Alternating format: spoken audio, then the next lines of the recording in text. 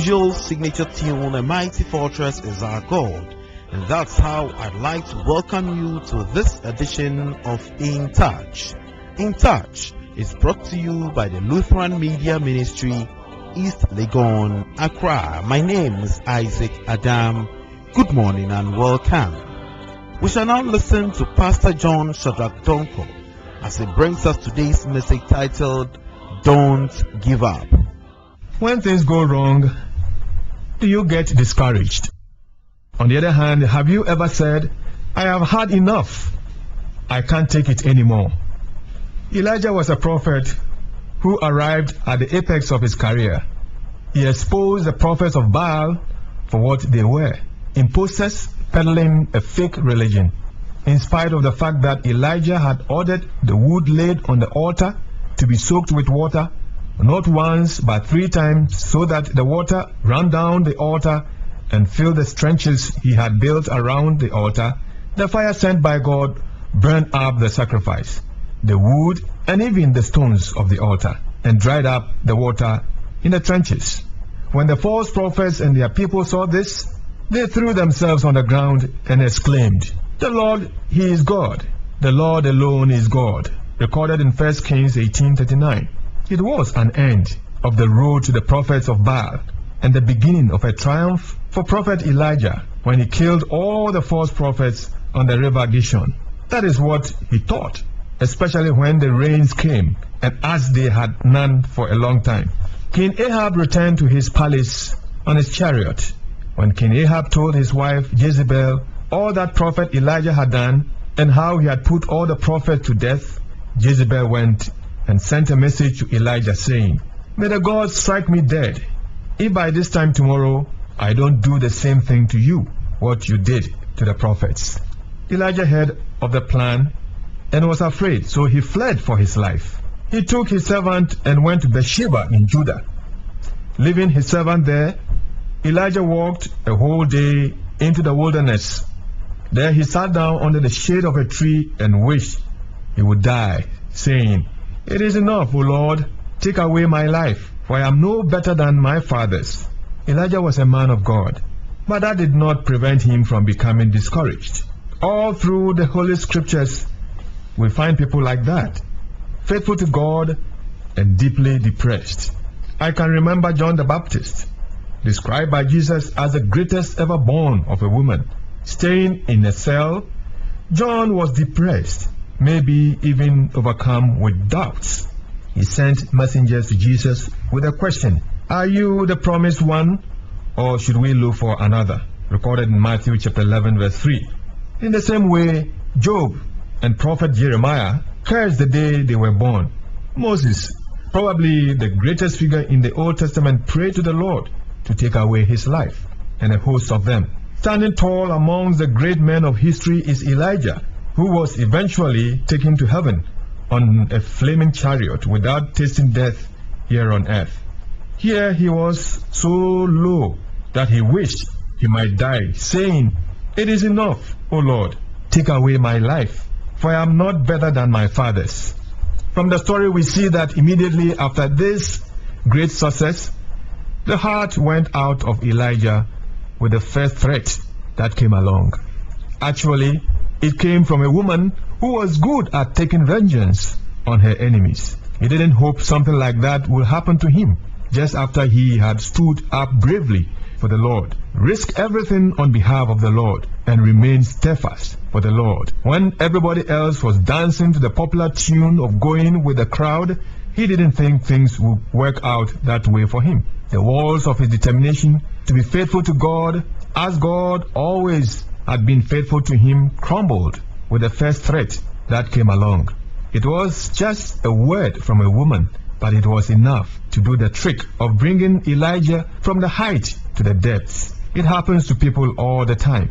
When people are sitting on top of the world, having achieved success, finally the time to breathe more easily may be after long years of hard work. They get the bad news, and to them, the whole world seems to be in pieces. It is then that you hear people say, It is enough. Can you think of situations and things in life that make people cry out, Enough is enough. Does your present condition warrant your saying so? Life itself has a way of taking a toll on bodies, minds, and spirit. Who has not concluded at one time or another that is not worth the effort? Ailing health, disturbed relationships, misunderstandings, changing conditions, and high cost of living, and a number of things have a way of dashing hopes and shattering dreams to the point at which Elijah arrived. Yes, you can give up, but the Lord won't give up on you. The Bible tells us that when Elijah was under the tree sleeping, an angel of the Lord touched him and said, "Wake up and eat." Elijah looked round and saw a loaf of bread and a jar of water near his head. He woke up, ate, and drank. This action gave him enough strength to walk 40 days to Sinai, the holy mountain. You can give up, but the Lord won't give up on you. It was a lesson this prophet had to learn for himself, and all of us have to learn for ourselves too. You have to learn it for yourself. I have heard people complain that God ought not to be treating them the way He does. They have suffered so deeply and they have endured so much. They have done so much for God when others have spent their time ignoring Him. They feel that they ought to be sitting on top of the world, but instead they are down in the depths.